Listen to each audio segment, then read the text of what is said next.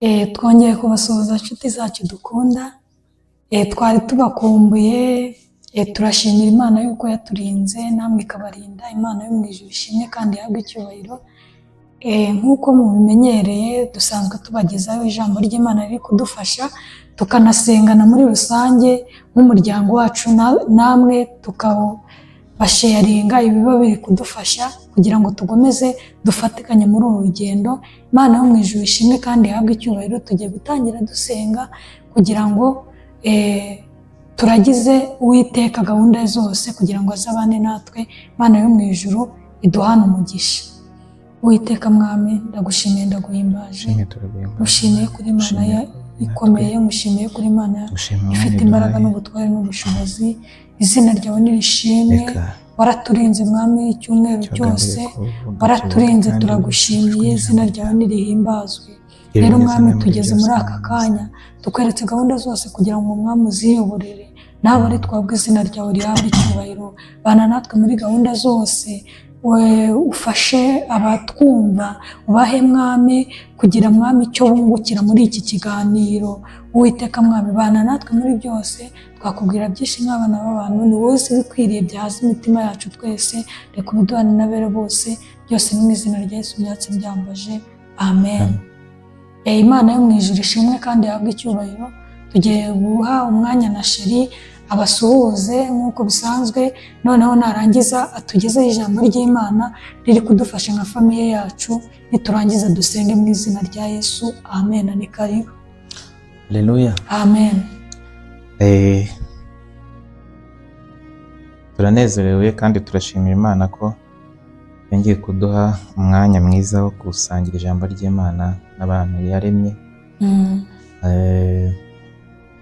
Dushimira Imana kubwo icyumweru kirangiye. Imana yabanye natwe, byagenze neza, kandi nawe impamvu dukurikiye nuko nyine Imana yabanye nawe, urumva dusangiye ishimwe. Amen. Uyu munsi rero ntabwo dushaka gutinda n'ubundi nk'ibisanzwe, tuba dushaka gukoresha akanya gatoya, ariko Imana ikagira icyo iha imitima yacu hamwe namwe inshuti zacu. Ijambo riri ku mutima wacu cyangwa ku mitima yacu ni ijambo rivuga ngo urufunguzo Imana yarushyize mu biganza byawe.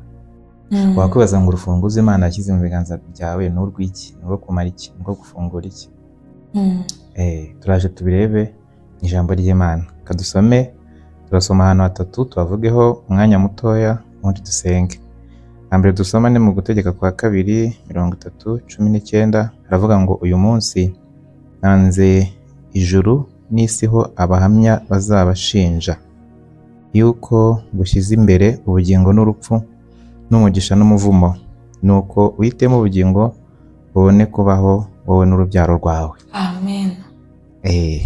Matayo 7:7 aravuga ngo musabe muzahabwa, mushake muzabona, mukomange ku rugi muzakingurirwa.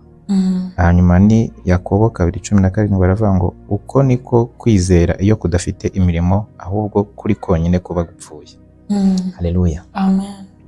Urufunguzo turi kuvuga rero ni urufunguzo rufungura ububiko burimo amasezerano Imana yagusezeranije.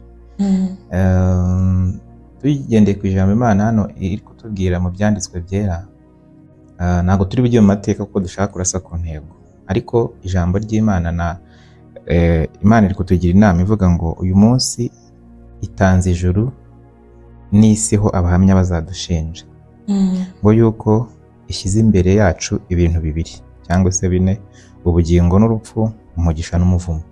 Ariko Imana ikatugira inama ngo duhitemo iki? Ubugingo, kugira ngo tubone kubaho. Amen. Murumva, nubwo Imana iri kutugira inama yo guhitamo ubugingo, ariko ntabwo ibidutegeka. Nitwe tugomba guhitamo, tugomba kugira intambwe dutera, tugomba kugira igikorwa dukora ari cyo guhitamo.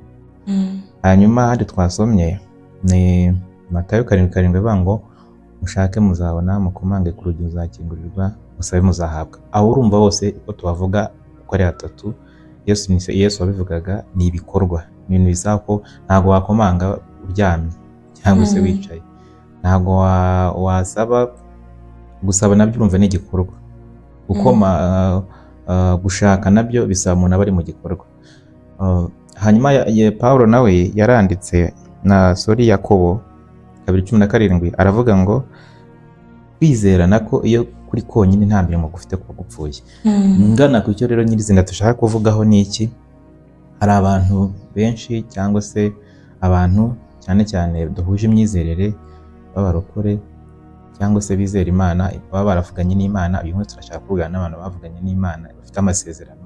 Imana ikaba yarakubwiye ngo nzakubakira urugo rwiza, wowe ukaba uzi ko nyine ngo ubwo ari ukugenda ukicara bikarangira ugategereza nyine Imana ko izakubakira urugo rwiza. Ariko ntabwo ari cyo bivuze. Ntabwo bivuze ngo wizere gusa wiyicarire.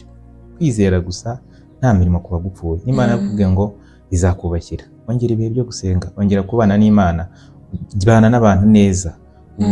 Ugerageze ibintu byatuma nyine urugi rufunze cyangwa se ahantu hari amasezerano yawe hafunguka. Niba Imana yarakubwiye ngo izaguha akazi, wenda ufite diplome, ntabwo uzicara ngo akazi kizane cyangwa se ngo nabyo bigiye bibaho, ariko ntabwo ari kuri buri wese ngo boss ubone umuntu aruhamagaye utanafite nimero yawe ngo ngwine mu kazi. Oya, uragenda uhaguruka ukagenda ukadepoza, ugashakisha hirya no hino, ugagerageza gushaka hirya no hino, ari nako wegera Imana uyiyoboza inzira.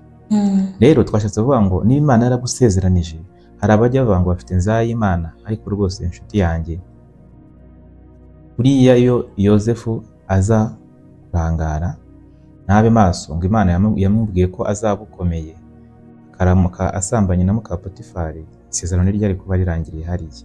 Bivuze iki rero? Niba Imana ikubwiye iguha isezerano, ntabwo uze ngo wicare wisinzirire ngo wowe kugira icyo witaho. Imana iguha isezerano, ariko iguha n'inshingano ugomba kwitaho. Ntabwo nshaka kuvuga ibintu byinshi kugira ngo wenda video itaza kuba ndende, ariko icyo ndi kuvuga ni uko niba Imana yarakubwiye iraguha isezerano, ugomba kugira ikintu ukora. Niba yarakubwiye ngo iguha imodoka, tangira nyine wiga amategeko y'umuhanda, ushake perime, ugerageze nyine ibintu Imana yakubwiye, ibiguhaye n'inshingano ugerageze ubigiremo hari kugira ngo bisohore. Naho ubundi niwicarira uzavuga Imana yarakubeshye kandi itarakubeshye. Kuko n'uburyo Imana yaremye isi, yaremye isi ishyiraho ubutaka, ishyiraho uburyo imvura igwa, izuba n'iki, ariko uvuga ngo umuntu agomba kurya, Imana yabishyizeho ko umuntu agomba kurya. Ariko ntabwo umuntu azicara ngo nataya guhinga Imana n'ubundi izakora imirimo yayo, igusha imvura, ivusha izuba, bigwe muri wa murima Imana yahaye umuntu, hameremo ibikeri, hameremo ibyatsi n'ibiki byose n'ifatangwe, kuko nyine ntiyahinze. Ibi rero ni kimwe n'ibyo ndi kuvuga bijya gusa. N'Imana irakubwiye izakora ibi, hari inshingano Imana ifite zo igomba kwitaho, ariko nawe hari izo ufite nk'umuntu. Nutazitaho rero ntuzarenganya Imana ngo yasohoje ibyo yavuze.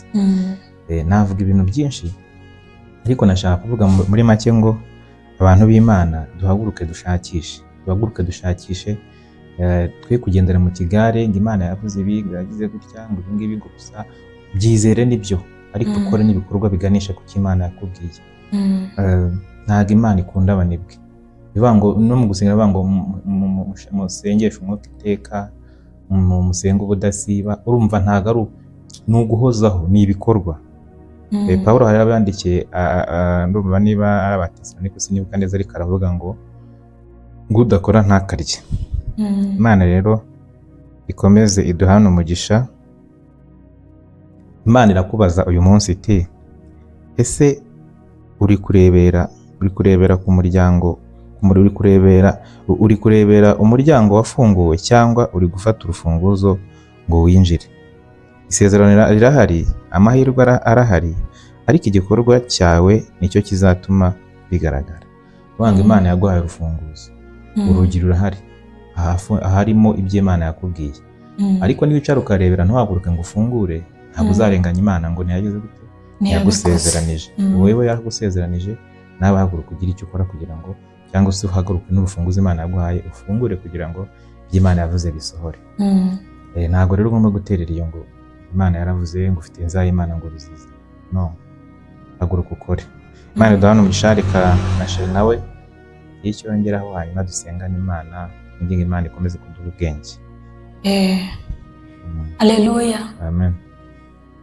Imana imuhe umugisha, tubwiye amagambo meza kandi amagambo yuzuyemo ubwenge, kandi ubwenge bwa bundi bw'Imana, Imana yo mu ijuru imuhe umugisha. Njye icyo nakongeraho byinshi yabivuze, ariko nimba Imana yaragusezeranije ikaguha amasezerano, icyo yakubwiye ukirindisha icyo yakubujije, byose nyine bisaba kwihangana no kwitonda. Kandi ikintu cya mbere na mbere tugomba kurinda ubuhamya bwacu.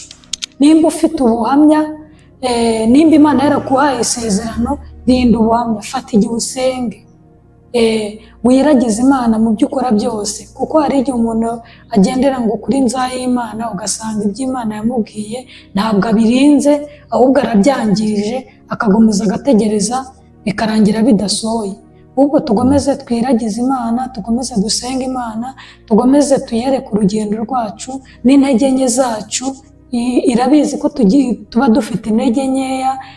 Imana idufashe, itugirire neza, tuze dusaba imbaraga, kandi n'Umwuka Wera agomeze kutuyobora mu izina rya Yesu. Ni byinshi navuga, ariko reka nsubikire hano kugira ngo tugomeze, Imana igomeze idusure mu mitima yacu. Buri muntu wese akingure umutima we, awukingure kugira ngo Umwami Yesu yinjire mu mutima we, kugira ngo agomeze kumuyobora mu byo akora byose. Imana yo mu ijuru iduhane umugisha kandi tugirire neza. Tugiye gusaba Sheri adusengere, adusabira Imana imbaraga, kandi na buri muntu wese uri kutwumva nawe asenge mu izina rya Yesu. Kandi twizeye ko dufite Imana yumva, kandi Imana yacu irasubiza, iranakora mu izina rya Yesu. Amen. Amen. Amen. Reka dusenge. Muri makeya twavuga ngo niba hari icyo Imana yakubwiye, ntabwo yabivuze ngo wicare gusa utegereze, ahubwo nawe ugomba gukora iganisha ku isezerano Imana yaguhaye kugira ngo risohore. Niwicara ugaterera iyo ugakanura gusa, bizarangira nta kintu kibaye. Birasaba rero ngo ushyiremo uruhare rwawe, ugire ikintu ukora, ube maso, kuko bishobora no Imana yo ikomeza ibyayo, ariko wowe urangaye nyine biragucika. Imana iduhane umugisha. Dusenge twinginga Imana ibane natwe kandi dushoboze, kuko ntabwo kuba maso wenda umuntu ubwe yabyishoboza, cyangwa se kubera amaso isezerano Imana yaduhaye, nabyo tubishobozwamo na Kristo, tubishobozwamo n'Imana. Dusenge. Turagushimira Imana yacu, turaguhimbaje, tugushimiye ko Imana ishobora byose. Hari byinshi wagiye uvugana natwe, n'ibyo utavuze tubona urabikoze, ariko hari n'ibindi dufite ugiye utubwira n'abadukurikiye bafite. Dukuduha ubwenge rero bw'imyitwarire twagira kugira ngo tutazabura cyangwa tutazabusana n'ibyo wadusezeranije. Wewe ntujye uhemuka, ntujye ubeshya, ariko hari igihe twe turangara tukicara tugaterera iyo ngo waratubwiye, ugasanga twebwe inshingano zacu ntituzubahirije, bigatuma isezerano wadusezeranije ridasohora, ariko atari ukubera ko utabikoze cyangwa atari uko byakunaniye, ahubwo ari ukubera uburangare bwacu. Turinde kurangara rero, twe niba dukurikiye tube maso, kandi twirinde ubunebwe tuburwanye, dukore, kuko kwizera konyine kudafite imirimo kuba gupfuye. Twizere n'ibyo twizeye Kristo, twizeye Imana, ariko tunahaguruke dukore, dukoreshe amaboko yacu, dushakishe, dutere imbere, kuko Imana ntago nawe wishimira kubona turiho dukennye cyangwa se turiho dusabiriza. Turagushimira rero kuko ubanye natwe, ariko ijambo ryawe rikora icyo ritumye, bana natwe muri byose, kandi ukize abarwayi badukurikiye, ugaburire abashonje, bafite imitima iremerewe, iruhijwe n'ibyaha bagakiza. Mu izina rya Yesu n'abacu baguha imbaraga, beza kuba natwe muri byose. Ugirire neza buri wese udukurikiye mu izina rya Yesu.